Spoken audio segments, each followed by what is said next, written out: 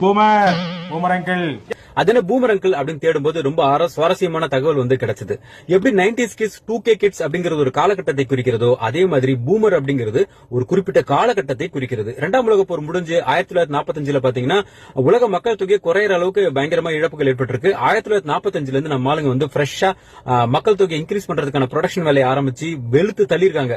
1945 இருந்து 65 வரைக்கும் பாத்தீங்கன்னா ப்ரொடக்ஷன் வேற லெவல் எகிரி இருக்கு.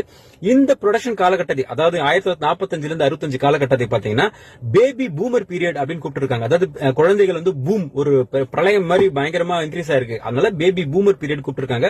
இந்த காலகட்டத்தில் பிறந்தவர்கள் பாத்தீங்கன்னா இப்ப 55 வயசுல இருந்து 75 வயசுக்குள்ள இருப்பாங்க. இவங்க வந்து பெரும்பாலும் அரசியல் தத்துவம் உட்பட பல்வேறு துறைகளை சேர்ந்திருப்பாங்க. நிறைய அட்வைஸ் பண்ணுவாங்க. இப்படி அமெரிக்கால ஒரு தடவை இப்படி பிறந்தவர் ஒருத்தர் அட்வைஸ் பண்ணும்போது இந்த காலகட்டத்தில் பிறந்தவரா நீங்க பூமர் அங்கிள் நீங்க அப்படின்னு கூப்பிட்டு அதுவே வந்து அப்படியே பயங்கரமா வைரல் ஆயிருக்கு. இந்தியாக்குள்ள வரும்போது நம்ம மேற்கத்திய கலாச்சாரத்தை கப்புன்னு பிடிச்சுக்கோமே. சோ இதே